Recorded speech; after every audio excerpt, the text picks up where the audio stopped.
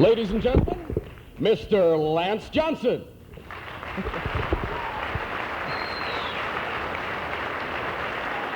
Welcome to the 8th silent movie night at the Fargo Theatre. And tonight, you know, is a rather special night for a number of reasons. One small reason is that this is the 5th anniversary of this particular instrument. It was 5 years ago that the Red River chapter of the American Theater Organ Society got permission to refurbish it and make it the magnificent instrument that it is today. But the really special and exciting reason that tonight is such a wonderful night in Fargo is because we have a very special guest with us tonight, Miss Lillian Gish, in person, to tell us about her experiences in the films and to lead us through her life in that exciting world. But before she does that, we'd like to set the scene with a scrapbook tour of her very exciting movie career.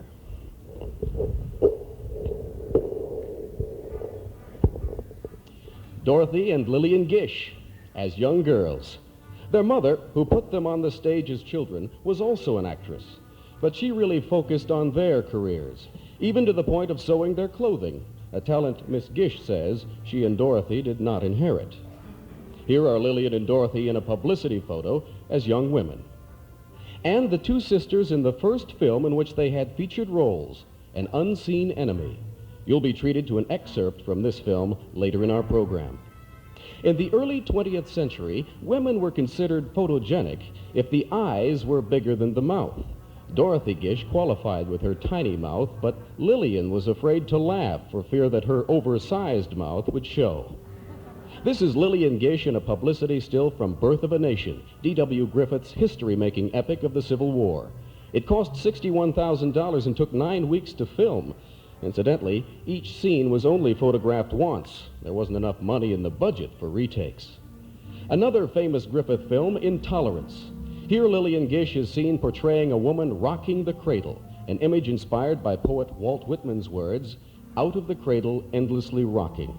The scene was used to tie together the 4 story segments of Intolerance, and it was one of Miss Gish's easier roles for Taskmaster Griffith. It only took an hour to film. She usually played the young innocent, but in Diane of the Follies, Miss Gish played the fallen woman or vamp, an easier job than making the young girls interesting, according to our experienced expert. With a vamp role, 75% of the actress's work was already done, usually by the costume.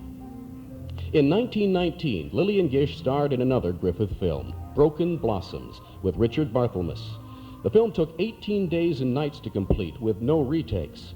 It was a great critical success and ran in a Broadway theater at $3 a seat, top price for seats to a play at that time. Here's Miss Gish in a still from Way Down East, tonight's featured film. D.W. Griffith directed, and here he's inspecting the setting, the Connecticut River, for the famous ice flows scene from that picture. And here's Lillian Gish on the ice. This time, the budget wasn't so tight. This scene required 22 takes. The weather was so cruel during filming that several of the crew members contracted pneumonia, and one young actress died. In Orphans of the Storm, released in 1922, Lillian and Dorothy Gish were united on screen again. The plot centered around the stormy days of the French Revolution. The guillotine scene from the film featured the residents of the town where filming was taking place. They were given lunch, their costumes, and paid $1.25, and had great fun. In 1923, Miss Gish starred with Ronald Colman, who was appearing in his first featured role in The White Sister. The White Sister was filmed on location in Italy, as was Romola, Lillian Gish here as she appeared in the title role. And another scene from that film. Here she's holding the child of her seduced sister, a character by the name of Tessa, tricked into a mock marriage. The part of Tessa was played by Dorothy Gish. La Boheme was released in 1926. Miss Gish starred opposite John Gilbert in the movie based on Puccini's classic opera. Unfortunately, the great composer died before filming began, and because his estate was in litigation, his music was not available. So, in the great Hollywood tradition, La Boheme was recomposed for the movies. Here's a famous scene from The Scarlet Letter, also released in 1926. The actor opposite Lillian Gish is Lars Hansen, a Swedish actor. Well, Hansen did not speak English, but after all, these were silent pictures. so the two spoke their native tongues. Incidentally, Nathaniel Hawthorne's classic story was not considered fit for the movies of the time until Miss Gish campaigned for its acceptance. Here she appears opposite Norman Carey in Annie Laurie. Although Miss Gish usually played an important part in the production of her films, this one she only remembers as a blur. Her mother had fallen seriously ill. The movie The Wind depicted life in a small Texas town, with the wind a constant backdrop. The exteriors were shot in the desert with 8 airplane engines to create wind, with smoke pots and sand contributing to the effect. The temperature was 120 degrees. Lillian Gish appeared in her first talking picture in 1930, One Romantic Night, co-starring Rod LaRock. Well, following this film, she made the decision to return to the stage after a 17-year absence. And here she is in Chekhov's Uncle Vanya on Broadway. The play was produced and directed by the boy wonder of the theater at that time, Jed Harris. Playing the title role in Camille at the Central City Opera House in Colorado. Lillian Gish as Ophelia in the 1936 Broadway production of Hamlet. That's Dame Judith Anderson playing Queen Gertrude. Sir John Gielgud performed the title role. The Star Wagon appeared on Broadway in 1937. There's Burgess Meredith standing next to Miss Gish. This play offered an interesting acting challenge. During the first scene, she was required to leave the stage as a 65-year-old woman and return 5 minutes later as an 18-year-old girl. Lillian Gish didn't always appear on Broadway. She also toured. This production of Life with Father played in Chicago. Percy Wareham is the fellow opposite. Dorothy Gish toured in the same play, featured in the same role. But she toured with the Boston, Philadelphia, and Detroit Company. And there were still movie roles. This is a photo from Duel in the Sun, directed by King Vidor. Miss Gish played the wife of a tyrannical Texas cattle baron, portrayed by Lionel Barrymore. Then came television. In 1949, Lillian Gish appeared in The Late Christopher Bean, produced by the Philco Playhouse on NBC. She recalls it was very much like the early movie days. No retakes, everything was live, so there was only one chance to get it right. Here she's being visited backstage by some other TV stars, Kukla, Bert Tillstrom, and Ollie. And Miss Gish portrayed Grandma Moses in a biography of the famous artist's life. Here she's being visited backstage by her subject. In 1953, the Philco Playhouse produced The Trip to Bountiful, which was a critically acclaimed film.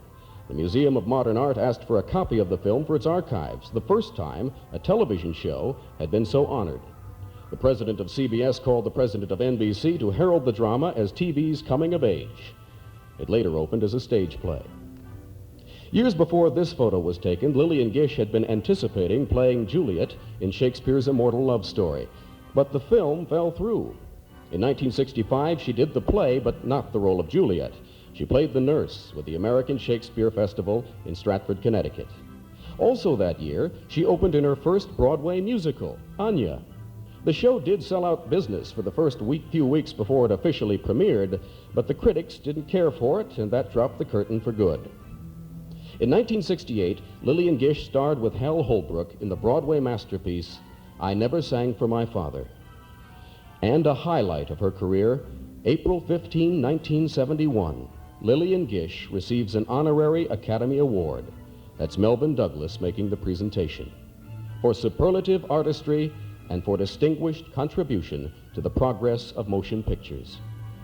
And films have certainly made Lillian Gish the world-renowned actress she is today. So now, through the magic of film, we'll take you back to 1912, to her movie debut with Sister Dorothy in D.W. Griffith's An Unseen Enemy.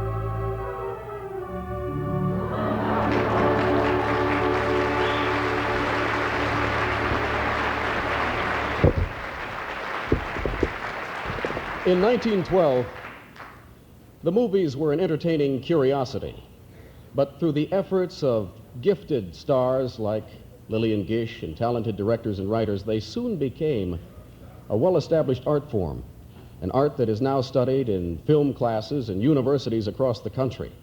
And the American Theater Organ Society is very fortunate to have as one of its most vigorous members Mr. Ted Larson, an assistant professor in film and broadcasting at Moorhead State University. And it's only fitting that he should be the man who makes the next introduction. Ladies and gentlemen, Ted Larson.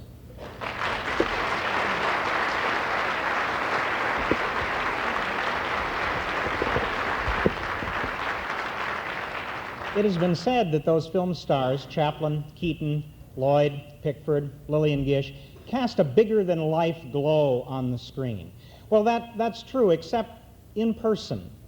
Lillian Gish clashes and casts a larger glow than ever happened in any motion picture theater. Energy, enthusiasm, and in addition to that, a situation where she could help redefine the art of American screen acting. You may wonder why, after a career like you viewed in slides, she would be here. Well, she heard that there were some people that wanted to meet her, and so she is here to share with you some of the excitement of things she has put on the screen. For years, I've had to say to my classes, as we were to show The Scarlet Letter or one of the other films, here is a film starring Miss Lillian Gish. So you can see that it would give me a great deal of pleasure to say, in person, here is the First Lady of the American cinema, Miss Lillian Gish.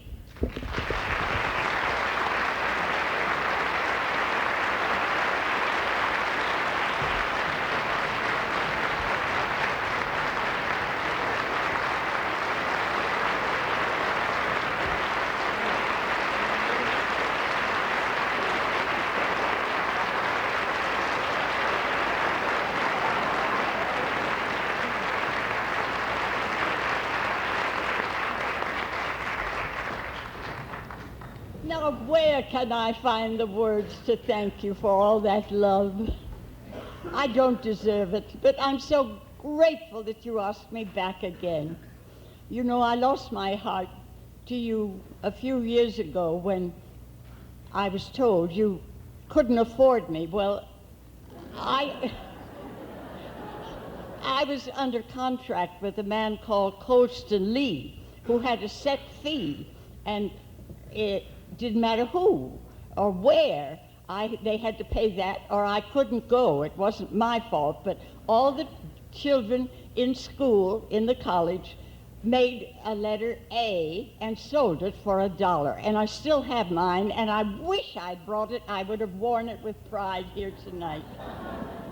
But I hope you'll enjoy seeing what we have for you. Now, that last film in 1912, the end of 1912, Dorothy, Mother, and I were in New York, and we had seen Mary Pickford in a film. And we thought, oh, my goodness, what misfortune could have happened to them that they had to go to the movies to make a living, because we were in the legitimate theater. And everybody looked way down there on movies in those days, but theaters were not air-conditioned. And in the summertime, they closed down, and we didn't have work. We were there looking for our next job, and we asked, looked in the phone book, found the Biograph studio, went down and asked for Mary Pickford. They said, there's no one there here by that name. And no, we asked for Gladys Smith. That's her real name. And they said no, and we said we'd seen her in Lena and the Geese.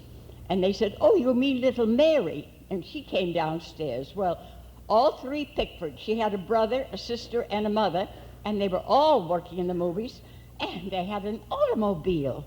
Well, the most we had ever made, the three of us, was $35 a week in the theater.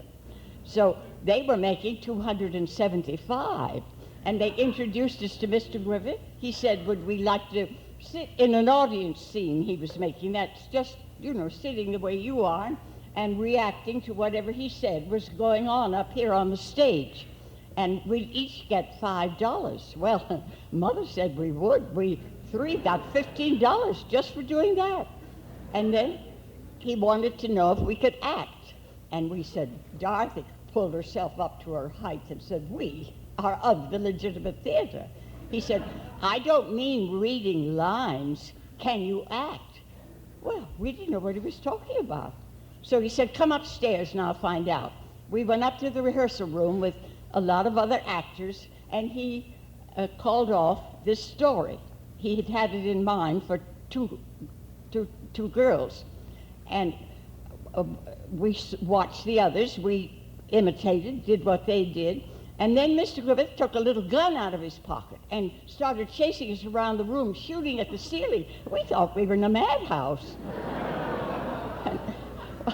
But anyway, we were hired, and we told Mother about it, and she said, well, it can't all be bad if there's a Barrymore in the company, and there was Lionel Barrymore.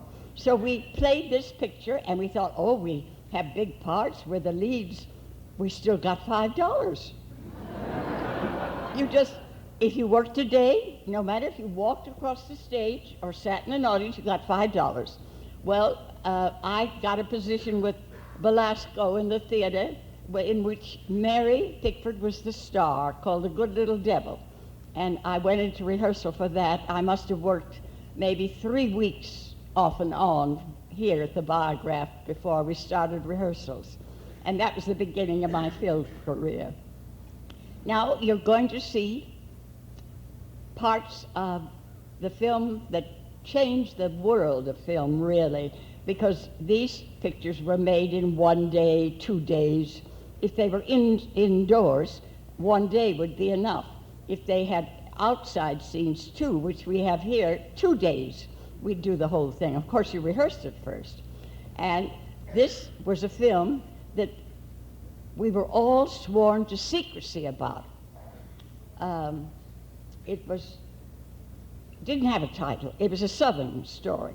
And everybody rehearsed in it when they were free. There were several directors, and I'd be working with some, Dorothy'd be working with another, but if we were free, we were called to rehearse in this film. And this went on for months. Finally, I was rehearsing and got very excited, and my hair fell down, and it came to where I could sit on it, and I was long and skinny, and he thought maybe that would be better than the lady he had in mind, a full-blown lady, you know.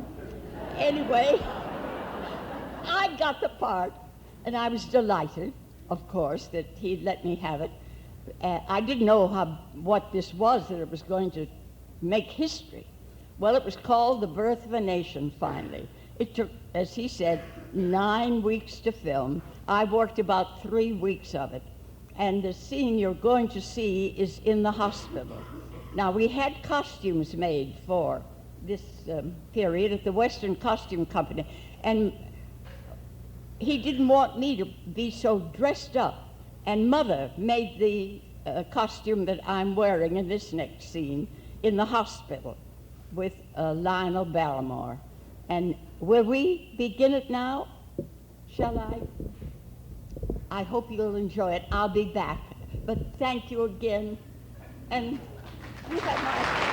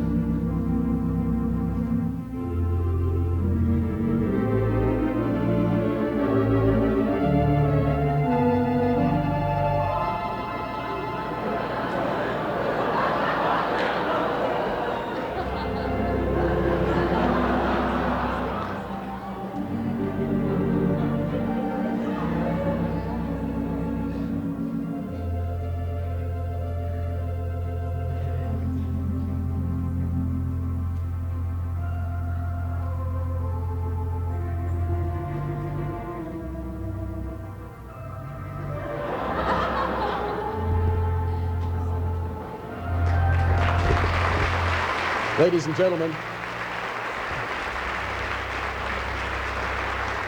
Miss Lillian Gish will be back to tell you all about tonight's feature film, Way Down East, in just 10 minutes. Enjoy your intermission.